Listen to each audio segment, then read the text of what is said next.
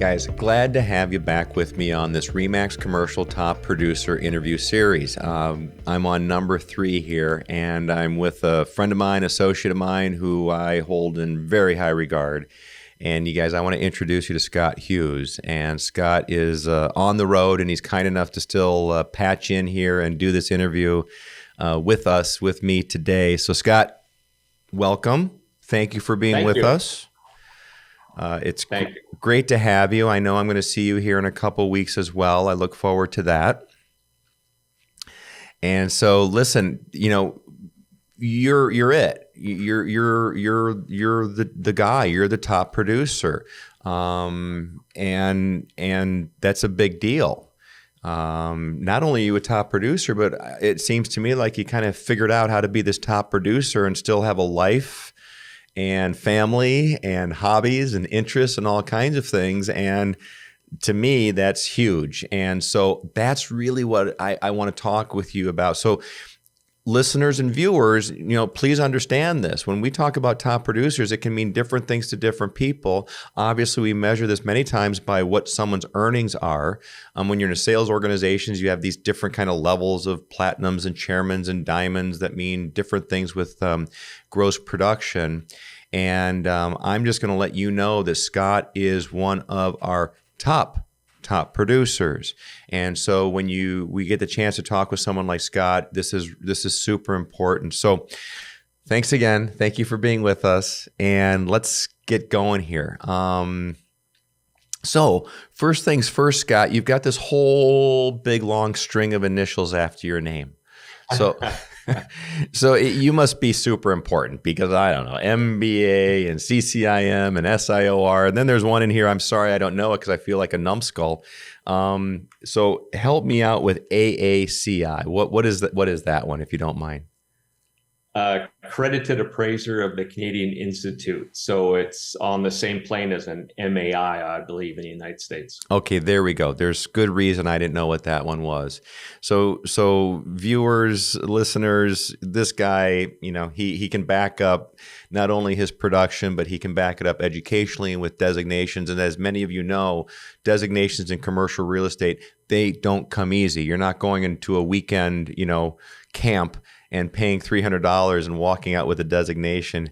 What Scott has here with his MBA, CCIM, SIOR, and AACI is very, very, very significant. So with that, let's get into who you are and what you do, Scott. Now, you're a broker owner, so you own a franchise within RE/MAX. How long have you had it? Why did you decide to become a broker owner versus working with somebody else? Well, I'm in my 6th year as a broker owner, and ultimately I had the opportunity to, either join another, large brokerage house and run their investment firm, or have the opportunity to have my own brokerage. And it was offered to me from RE/MAX Commercial. So I wanted to create a culture or an office that I would enjoy working at. And then I would never have somebody in LA or Chicago or New York making a decision where it would affect my future in terms of amalgamation or something like that. Because that's happened to me, in the past. So the majority of my career was with Cushman & Wakefield and with CBRE.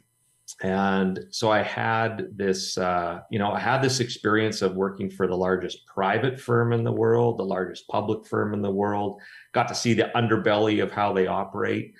And, I brought all that in to create a brokerage and to create that culture. And I love commercial real estate, and the opportunity presented itself. It was nothing I really necessarily planned. I had to make a decision one way or the other, and I decided to go ahead with the broker owner vote. So here's what I find really interesting. My background is nothing like yours. And what I mean by that specifically is the idea that I came from a different industry, and now I was an investor, and I've been around real estate for a very long time, but a lot of my professional background is within marketing and all of that. But you worked for years with the big corporate commercial real estate houses. And now Here you are with RE/MAX Commercial. I have to ask you about this. Okay, so I need to know more about this. So I guess my questions would be this: is that why? Okay, now you gave me some of the whys here in the sense that this brand allows you to create what you want to create as an entrepreneur and have the autonomy. But give me some pros and cons here. What do you miss about the big brokerage houses, or what is so spectacular, or what's wonderful about where you are now with using this brand to build your business, especially for someone like you that comes from these big corporate environments? Yeah, they're great companies, and they're obviously, top producers and top producer teams in those companies. I just found myself as an entrepreneur and as a business owner, that's just the way my career progressed. And, I have properties that I own and things of that sort. And sometimes that's very limited in those firms. And so it just gave me a greater amount of freedom. And an interesting fact, like SIOR, which is, the highest designation for commercial real estate agents, half of SIORs are independently owned firms. They're not associated with any large broker houses. So you have these kind of owners, entrepreneurs that are also agents or brokers, as they call them in the States. In Canada, we call agents. So I found that it's that business ownership side of things as you kind of progress in your career. And I found that just like a natural progression to, just, I guess, having a little bit more autonomy, creating the culture I wanted to create. And I figured if I would enjoy working in that kind of culture, other people would as well. There you go. I'm with you there. I'm not a broker owner. I run a small team. But I'm given 100% autonomy to build the business the way I want to build it. No one has to can tell me how to do it, what I should be doing, what I shouldn't be doing. And that's the reason I'm here, because it's 100% my business under this brand. Let's talk about your firm. So tell me what I've gone to your website, I've read your bios, but let's talk to the viewer here just a little bit. What's your firm look like today? How many are there? How many brokers, support staff? How in the world do you get to these kinds of numbers? Who are the people around you? Well, we have 16 in our company, so we're very small. And, we basically have a dozen agents. And again, we're just a very cohesive team. And we work very well together. We cover all different asset classes.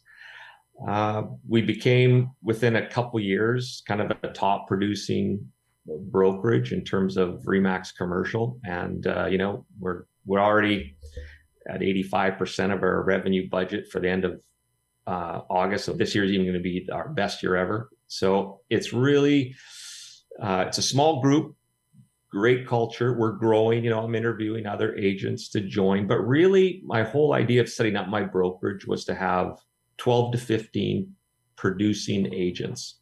And that's what we've achieved in Edmonton. And I've been asked by RE/MAX Commercial Canada to open up an office in Calgary. So we're just going to be doing that here in the third and fourth quarter of 2022. Fantastic. Nobody better to do that than you. That's for sure. So do you guys specialize? Are you generalist? Some of both? What's your structure look like with your brokers when it comes to product categories? We have some that are generalists and some that are specialized, some that just strictly do multifamily, for example. Others strictly do industrial. Because of my background as a commercial appraiser, I took care of like all asset classes throughout Western Canada for that first part of my career. So I'm very well honed in as a broker owner to give that mentoring advice to my agents, depending on whether they want to specialize, and I can help them specialize. Or if they prefer to be a generalist, they can be a generalist. That's worked for me. It doesn't necessarily have to be the way to do things. There's obviously some great advantages to being a specialist. And so, but as a broker owner, it works very well for me with my background to be a generalist. What do you think, just as a general statement, since this is all about being a top producer, do you think that specialists we'll just stick with the make more money part of this, even though there's a lot more to the equation than just about the money. But just to ask that question, do specialists make more money than generalists in commercial real estate, in your opinion? I would say that's probably the trend that's going, and not only a specialist, but a team of specialists that are working in one asset class. It's just because you can create such a great value proposition for your client or potential clients that you would know more about, real estate than they know, So whether it's industrial or office or retail or land or hospitality, it's like you can zero in so much as long as your market's big enough to sustain you in that particular specialization, then you'll be okay. In Edmonton, we have a population of 1.5 people in the greater area. But, I've been in this business now 30 years, just over 30 years. So back in the day, it wasn't always easy that way to specialize in one asset class, because one would go up, one would go down, just like now, in this post-COVID with retail and things of that sort in office. Some asset classes are struggling. So I found it very advantageous to look in the next, 6 months to 18 months, where's the action going to be, and then kind of focus on that asset class. But as a generalist, I had that ability to pivot when I needed to. No, I can relate to that. I happen to be a generalist. I run a smaller group. We are very boutique, just a handful of us. It's a very comfortable size for us in our market.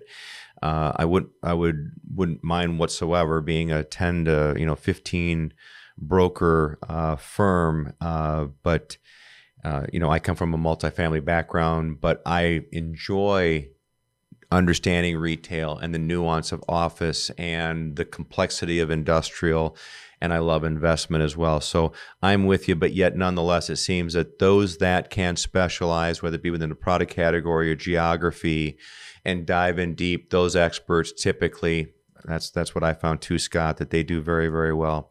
Okay, let me ask you a couple questions here. You're well credentialed. That's great.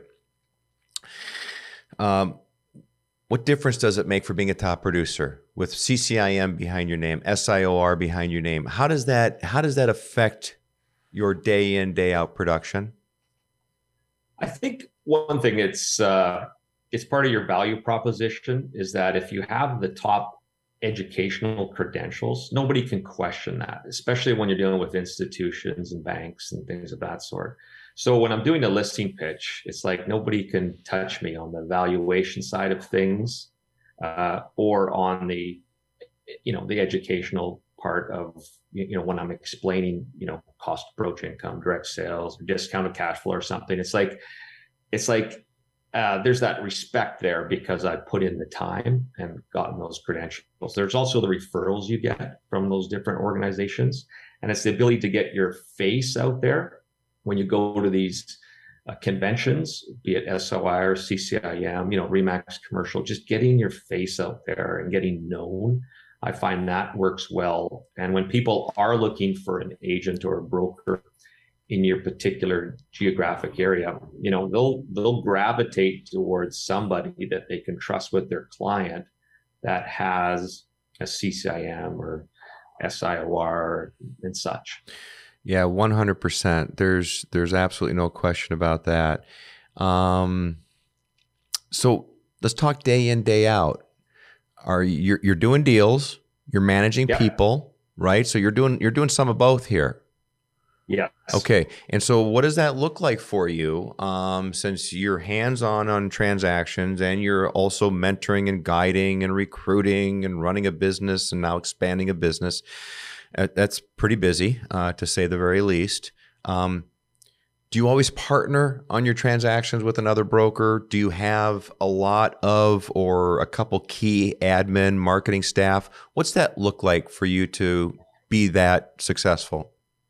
Yeah, I love doing deals. So I never created a brokerage to just, how can I put this, live off the proceeds of other agents. That was never my intent. So I wanted to create, if anything, just a small team that I could do deals with. And so what I have is, I'd say I have, 3 or 4 agents and admin. That's kind of like a micro team that I work in my own deals.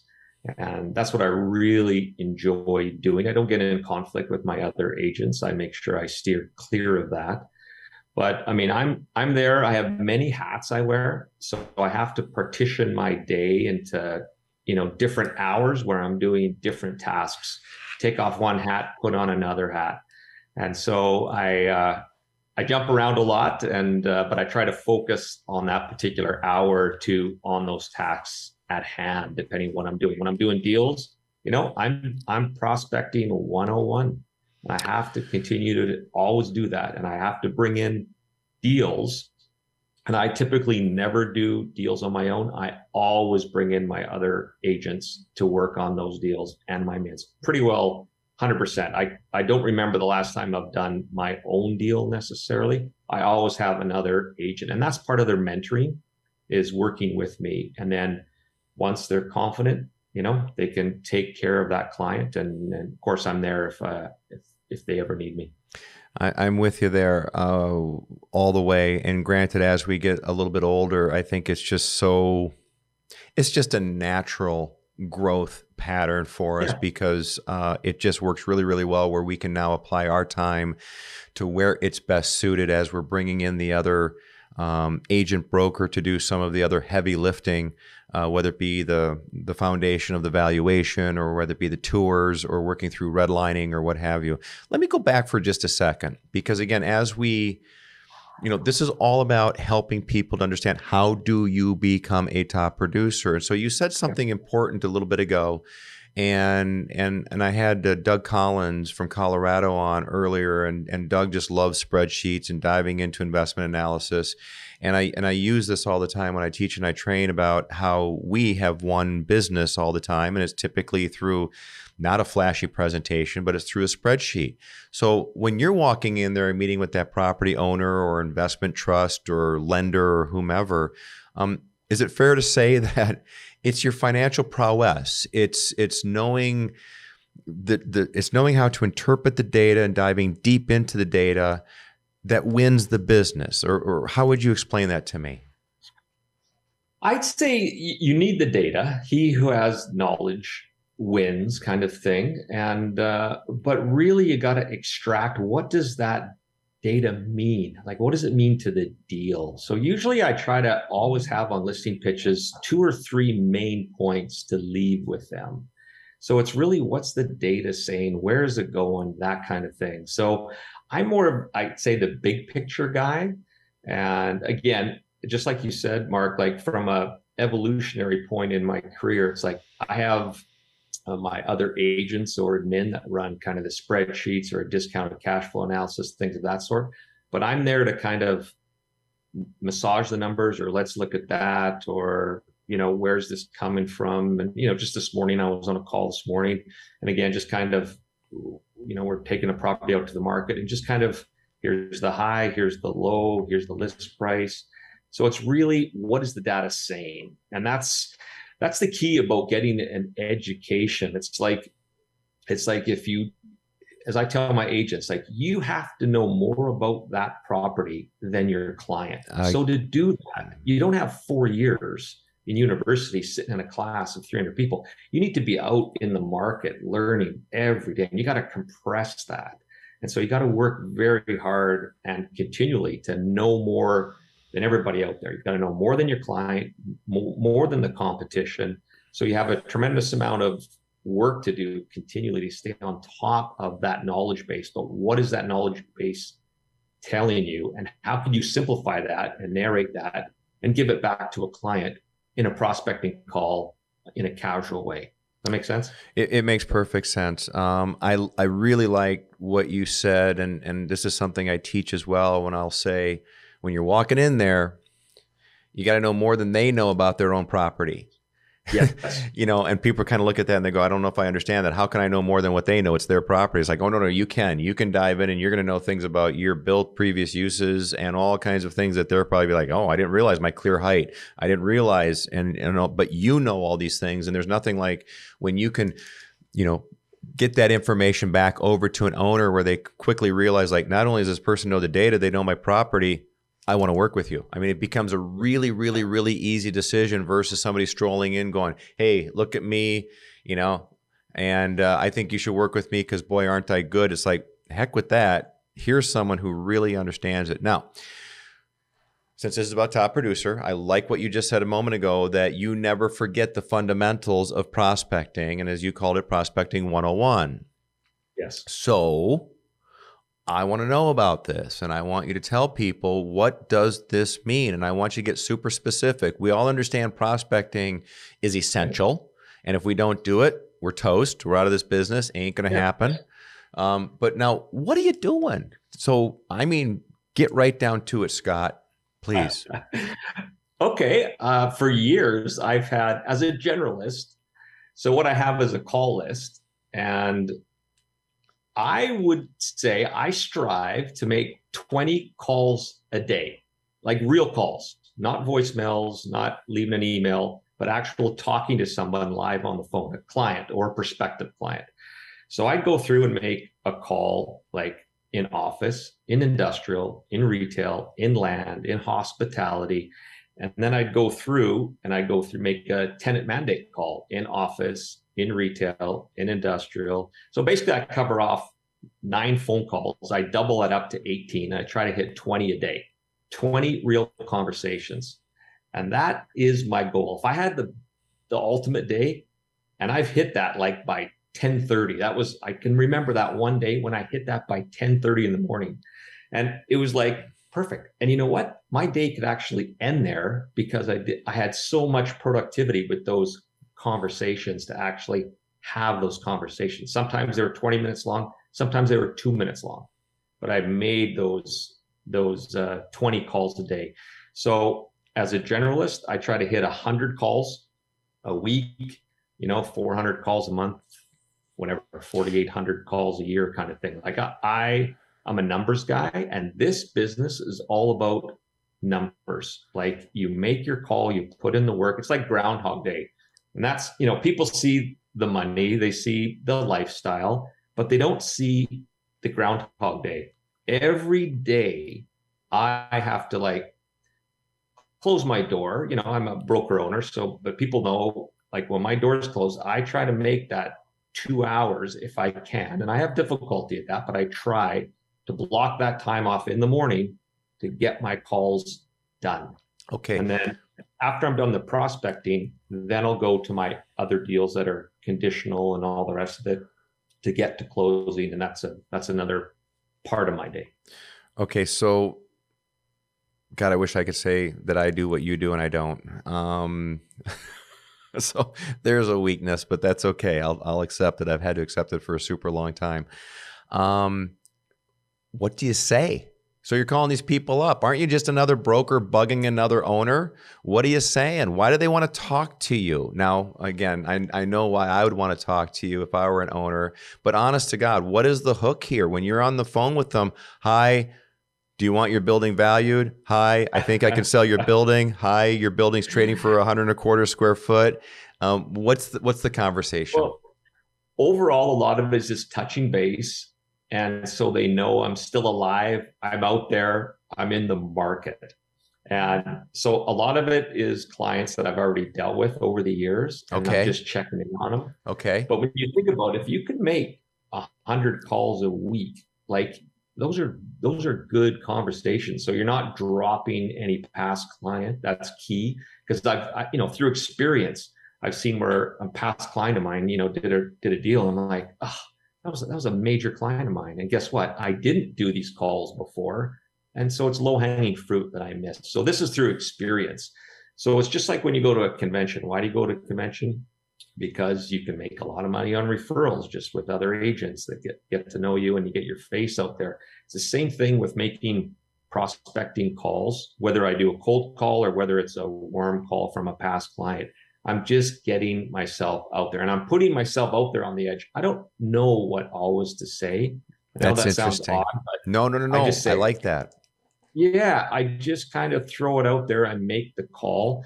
I read a lot, so I kind of know what's going on in each asset class, but I don't have to have all the answers. If they ask me if I can tell them, yeah, I think this is what's kind of going on in the market, this is what I'm seeing. But if I don't know the answer, obviously, I tell them, you know what, I don't know, but let me get back to you, John or Jane, and I'll get that answer back to you. So you don't have to necessarily have all the answers. And again, that's through experience. When I used to be so prepared, I'd be too prepared. I didn't make enough calls because I'd be scared about not having it all together and all in front of me. Exactly. You know, and I think it needs to be a little bit more human and a little bit more calling.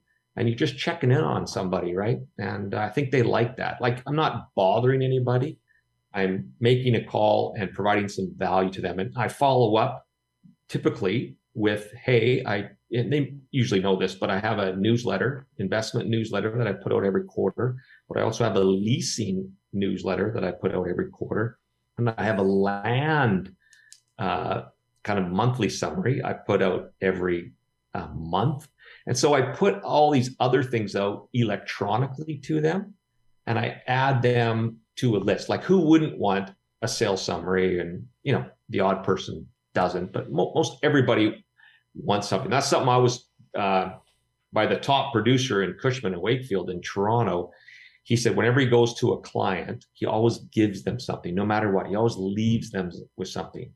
And that's something I learned from him. I actually did my MBA on best practices of commercial real estate. That was my thesis in my leadership that I got approved to do. So I actually interviewed all the top producers like you're doing back in the day and the top managers. And that was my thesis for my MBA. That's fantastic. So I got to learn all these things as I was a young broker back in the day.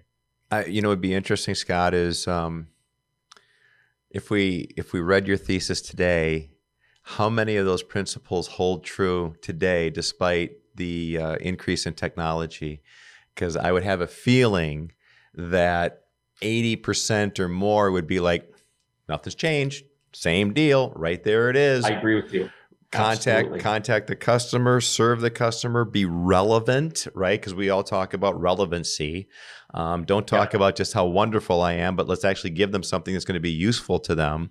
And that's what you just hit on. I hope the audience heard this, because, you know, as I'm trying to mine the 6 or so nuggets that come out of each of these interviews, you just gave one. And so when I write notes here, many times I'm writing those notes for me. I'm writing those notes to go, Mark, you just learned something from this person.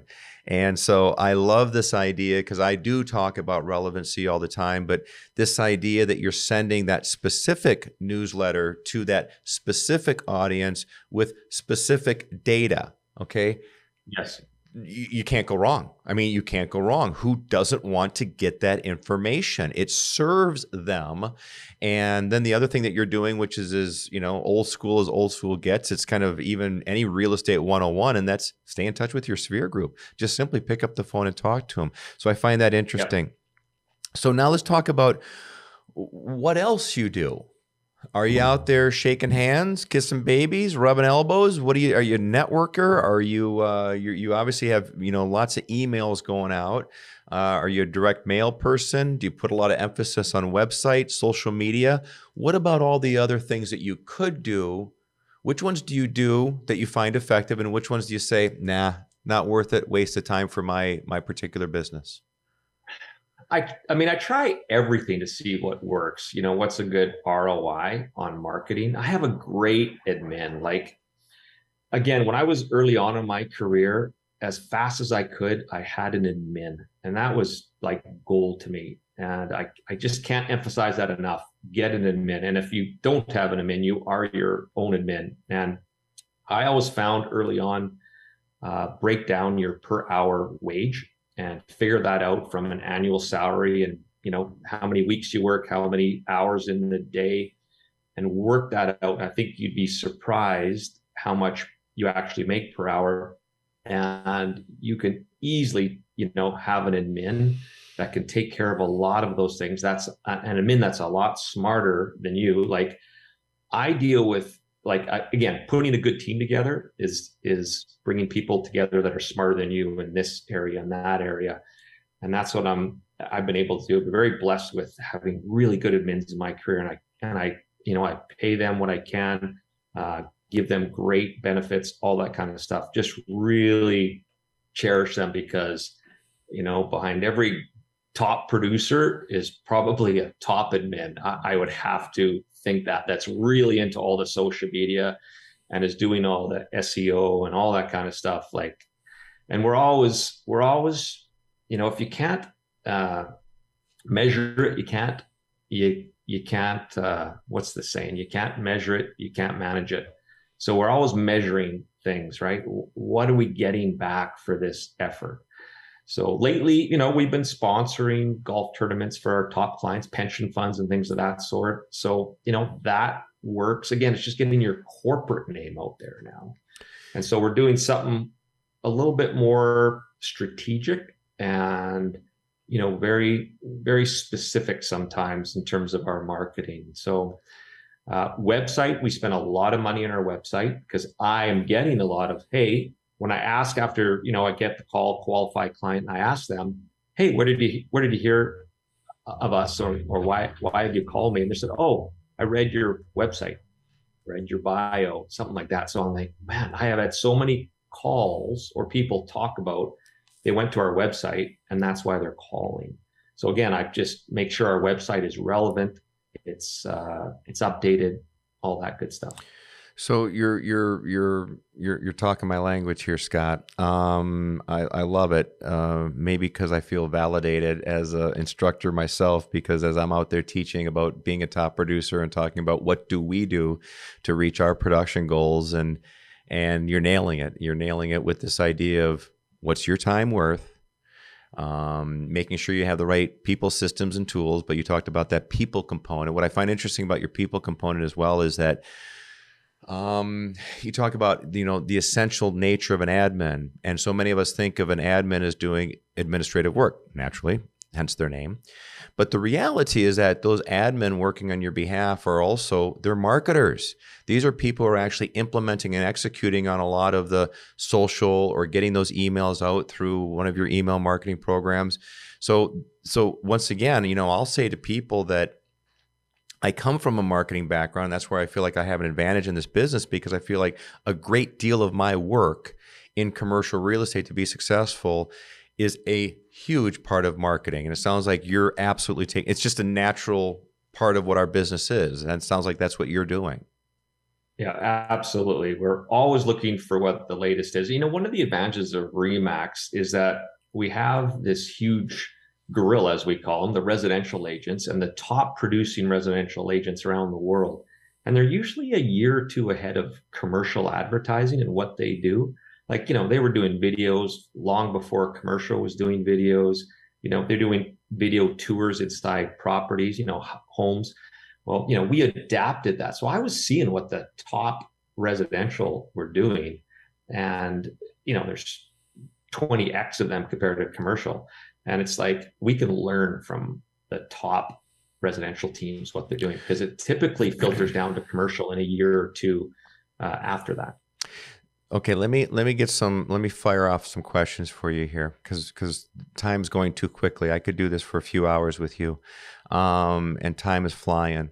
So here's one question: should residential agents be doing commercial brokerage? No. Okay, can a residential agent become a commercial broker? Yes. Okay, and so certainly that opportunity is there for them. What does it take? How long does it take? You need to make a decision, and I've told this to many people. Decide, and I did this in my career before I went into before I came into real estate. I made a decision. I looked and saw what the hours were. And so, you talk about family and things of that sort. Like when I saw the residential is typically, say, 4 p.m. till 11 at night, Monday to Fridays, and weekends, and you're working holidays. Whereas commercial real estate is the exact opposite. You have early mornings, very early mornings, right? 7 o'clock, whatever. But you're always home for dinner, and you have your weekends off and your holidays. And so even before I was married and things of that sort, or have a family, I thought that is a lifestyle I would rather have. So I made a decision very early on that I wanted to be a commercial agent, not a residential agent, because I didn't want that lifestyle. to interfere with my future family and things of that sort. So that's the first thing I tell people: make a decision, do one or the other. I've never, sold residential, and I wouldn't, because it's just not my level of area of expertise. But boy, I can certainly refer the top people in my area that take care of my commercial clients, and then they refer, their top clients for their commercial work. So I think that's a great opportunity. Yeah, I think this is so interesting. I was recruited. I was licensed in the early '80s in Illinois and Chicago when I lived there, and I did different things within the real estate industry, and then I worked in the marketing world for a long time, and then I became an investor. And then, as I was a very active small multifamily investor in this market, then I was recruited. And at that time I had, I don't know, probably did have my 5 kids. And I thought, there's just no way. There's just absolutely no way that you're going to get me out there. We both live in a very cold climate where it gets really dark and cold early in the wintertime. And the idea that, I need to be driving out in that snowstorm at 6 o'clock at night, trying to squint my eyes and find where I'm going. I said, no, this isn't for me. Give me commercial, give me Monday through Friday, 9 to 5. I will work hard, but I want to go to the lake on the weekends. I need to have a life for my family. So I love that. And you were thinking way ahead as well before you even had a family with that. Okay, so that's interesting. It's interesting that you say, sure, you can make the switch. You can get over to commercial. The idea of dabbling, you're not a believer in it. Thank you for that. I concur with you. Okay, I can't help it. Now, I understand that there are going to be some smaller markets where some people are going to play both sides of the fence, and I think that's a little bit different scenario. I think, as most of us know, it's very market driven. But when we're in a larger market where our competition is commercial only and specialized with deep knowledge and deep experience, it's pretty tough when you say, you know what, I want to sell a house on the weekend and do an open house, and then I want to go move that office building because it just doesn't fly real well. Let me move on. In our final time here, this is the meat and potatoes here. Articulate the best you can. You're that guy. You're that top producer. You're in one of those big clubs up there that everybody wants to get to. Good for you. You work around all kinds of other people. We're lucky to work in an industry where it's not uncommon that you're at $250 gross commission, $500 gross commission, $750, $1 million, $2 million in gross commission. These are crazy numbers. These are numbers that can just make your head spin. That's how I look at it. And I feel so fortunate and blessed to work within an industry that if I apply myself, then I can be rewarded handsomely with it. Question: can anybody be a top producer? Can any agent be a top producer? Well, they can, but you have to work hard.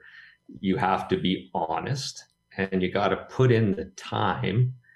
And you have to be, I'm going to go a little different direction. You have to live a balanced life. I'm going to throw a little sideways here. Like, what I find is, if you're going to be a top producer, you also have to be balanced in your other areas of life, because if you're not, it's going to affect your career. So you have to be a balanced person. And that doesn't mean every day, you touch all the 6 areas of your life kind of thing. But at least for a season, you got to concentrate on other areas of your life, because that's going to help your financial or career part of your life. And I think that's really important to be a long-term top producer. Is you also have to be successful and setting goals in other areas of your life, including your financial goals and your career goals. So I think that's an important key that maybe people forget, because you got to be healthy. You got to pay attention to your family, your significant other, your friends, your spiritual life, your mental life. You really got to have, like me, I'm a goal-oriented guy. So I have goals in all 6 areas of my life. And I find that makes me successful on the financial side, because I'm paying attention to those other areas. It's like a spoke in a wheel. And if that spoke, if you neglect one area of your life, it throws the wheel off, and eventually you're going to screw up that one area that you're concentrating on, which in our case would be finances or commercial real estate. So viewers, listeners, audience. So to me, what Scott just said is essential. It's critical. Here too, it's something that I teach, and that is that this idea that we're going to be weighted only on this side of production and gross commissions without tending to the other aspects of our life it's silly. It's beyond short-sighted. And so when I hear Scott talking about making sure that these other areas, I refer to mine as the silos, and I have my silos as well. And whether it be, family and fitness or faith and all the rest of them right down the line, to make sure all of those are in good order, you really can't, you won't, as you said, Scott, you won't be a sustainable top producer if you don't have these other things working for you. And so I love hearing that. It's a commonality that I will also find. I know sitting down and talking with you a year or so ago and hearing about some of your other goals that you do with fitness and as a triathlete and other things like that, I find that interesting because once again, you get really focused on an accomplishment and achievement, and you put tremendous energy into it. And that starts to carry out in all aspects of life, where the next thing you know, you're not just a top producer within the commercial real estate industry, but you're a top producer in all aspects. And most importantly, things like family and friends and mentoring and supporting and community and all the rest of it. So I absolutely love that. I really think, in my opinion, I think that sums it up so perfectly well. I think you've just absolutely nailed it on the head, in my own opinion. And granted, I'm a bit biased in all of this, and we have a lot of parallels in our life. And so I think I can relate to everything that you're saying really well. Is there anything else as you educate our audience to say, are you ready to be a top producer? Are you ready to do it? Who doesn't want to necessarily cash the checks, but there's a commitment here to get there, as you just alluded to, with getting all these pieces in place. But how would you wrap that up? I would say, set a goal. And what defines being a top producer? Is that a financial goal? Sure, there's going to be a component of how much money you want to make annually. And then I think you need to visualize that, and you need to emotionally see that happening. And that's for all areas of your life, but just speaking financially, set that goal and daily write it down. I've had a goal list my whole life, electronic goal list. I call it life goal list. But I've also had this other list called gratitude. And when I achieve different things, I write all these things down. It's very personal. It could be little things, could be big things, birth of my daughter, all these things, these different successes. So I think, we don't want to keep on the hamster wheel all the time. When you're down and when you need that energy, you can look at your gratitude list and you can yeah, I'm really appreciative of that. And it puts you in that right frame of mind that everything's kind of a gift and you can just go for it. But I just want to emphasize again, you got to have a goal. You have to define that goal. You have to visualize that goal. And you really have to keep refining your goals all the time, writing them down, reviewing them. And I just can't emphasize that enough, because if you lose sight of that goal, you're going to lose sight of why you're doing what you're doing. And I think, why you make money. Well, money is just an avenue for something else, right? That you can utilize. And so anyway, that goal orientation, I think is key, and defining what that means in each area of your life is what's success in each area of your life. And I think that's ultimately being a top producer in that regard. Yeah, I agree with you. I think it's proven. I think it's well noted. I think if you study anybody who comes from high success or productivity or even happiness, let's break it down to that, and you'll see that these are people that don't live life by default, but they live life quite deliberately and on purpose, and they know where they're going. They know what they're doing today. And the next thing you know, just like Napoleon Hill, it starts to become auto-programming. And the next thing you know, you're looking at your life unfold saying, my goodness, this is a pretty good life. I must be doing something right. And you're really auto-programming yourself. And you have done that magnificently. So this is a wonderful chat with you, Scott. I really appreciate you taking this time. I look forward to seeing you here in a couple of weeks. Yeah. If somebody wants to get a hold of you, what's the best way? Is there an email address or anything that I can get, or someone wants to be in touch with you? Yeah, keep it real simple. Scott at scotthughes.ca. So Okay. Scott at scotthughes.ca, or, can phone me if they want, but email's probably the best. So That's texting, I perfect. tend to lose my texts if I get too many, but email is probably the best way. Isn't that the truth? We're going to get that up. So if anybody wants to get in touch with Scott, certainly one of the smartest and well balanced. I got to give you that. Okay. And that doesn't come easily. And being a top producer, in my opinion, that's half the definition or more to me. It isn't just about the dollars. It's about all of these things in life coming together. And that's ultimately what makes us a top producer, not just in commercial real estate, but in life itself. And Scott, you're the living example. So thank you so much. I look forward to seeing you very, very soon. I really appreciate your time. And so thank you for that. And guys, thanks for joining me. I hope this was valuable to you. It was valuable to me. And I'm a little bit older, and I still got a lot out of talking to Scott today. So I hope it did the same thing for you. And I look forward to seeing you for our next interview. Thank you again, Scott. Smart. Thank you.